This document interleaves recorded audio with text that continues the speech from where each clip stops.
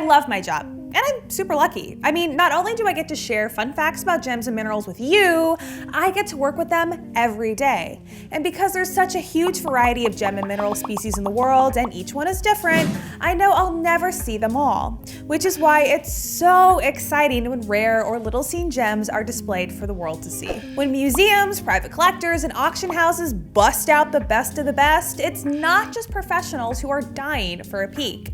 And if you want to take a peek at all of our videos, ring that bell for notifications. But for right now, let's salute the guys who don't get out very often. Here's a quick look at some of the coolest and seldom seen gem displays we could find. In November of 2018, Sotheby's auctioned off royal gems and jewels from the Bourbon Parma family. This was the first time many of these jewels had ever been seen by the public. And several never before seen pieces belong to one of the most famous queens in European history, Marie Antoinette. You know her? Before her execution in 1793, Marie Antoinette was able to smuggle some of her favorite jewels out of France by passing them off to foreign relatives. This natural pearl and diamond pendant belonged to the deposed monarch and was expected to sell for between $1 and $2 million. But it actually ended up fetching quite a bit more than that, eventually selling for $36 million. But you don't need a royal background or risk losing your head to amass a stunning collection.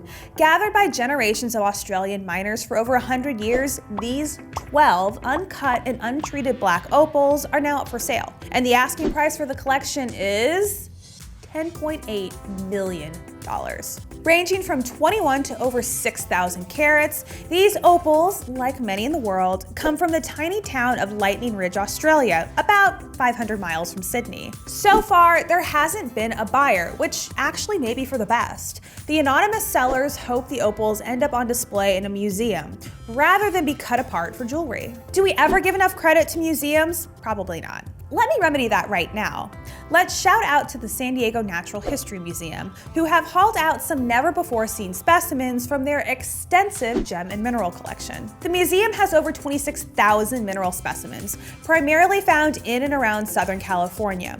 Over 100 never-before-seen gems and minerals were put on display across 5 floors of the museum.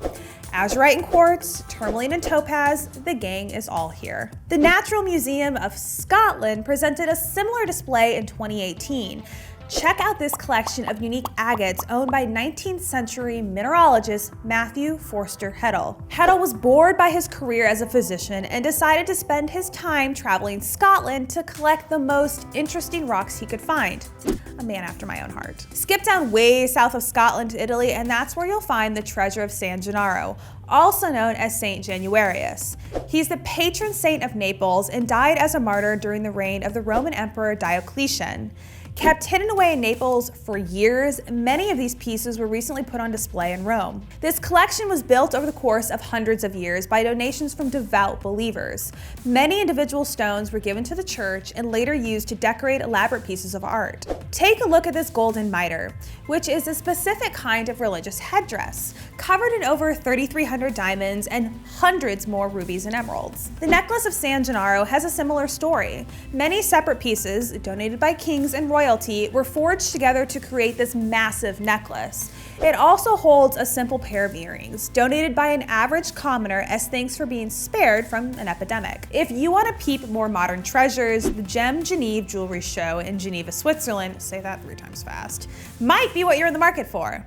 They highlight the craft of smaller jewelry companies and focus on rare, vintage, and contemporary designs. This was in response to feeling overwhelmed by Baselworld, the enormous watch and jewelry trade show in Switzerland. The organizers of Gem Genève even made sure to give the smallest designers and vintage sellers prime floor spots for their booths. If you can't afford to hop a flight to check out fabulous gems in Switzerland, there's always North Carolina. The rare gem collection at the Foggy Mountain Gem Mine in Boone, North Carolina was collected by the museum's owner during his travels around the world. Some of the pieces are actually for sale. What's the rarest gem you've ever seen? Tell me in the comments, and while you're there, don't forget to like and subscribe. For more information on all these gems, check out the links below. Thank you for watching.